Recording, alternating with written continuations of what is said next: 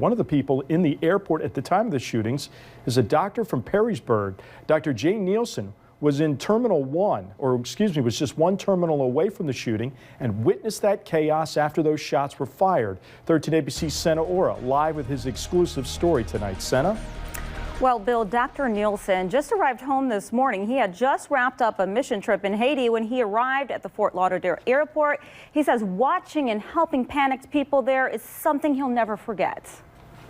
I had just walked off the plane. Dr. Jay Nielsen had no idea chaos was unfolding just steps away as he entered the lobby. And the guy sitting beside me told me we're in a shooting.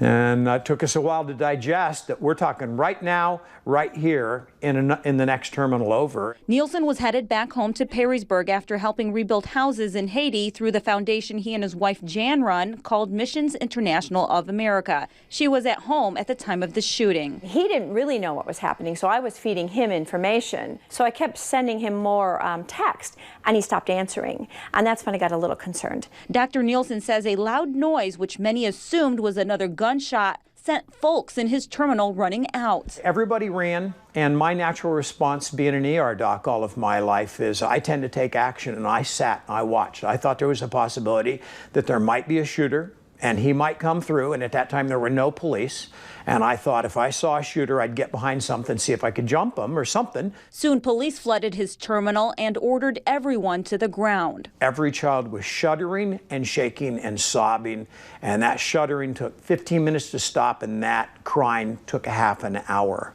And a lot of the other people really clustered around those people and tried to support them, and the group effort was very, very impressive. Eventually all were evacuated, and Dr. Nielsen was one of the thousands led out with their arms up. I now realize that at any moment in my life that I'm in a large crowd, it can change in 3 seconds beyond my control in a way that I couldn't protect my grandchildren or protect my wife.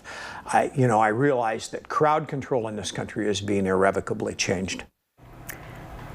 And Dr. Nielsen says exhaustion was taking a toll on the elderly people who were standing outside for hours without water. Now, this is the photo he took after he and a few others helped secure and load a bus for them.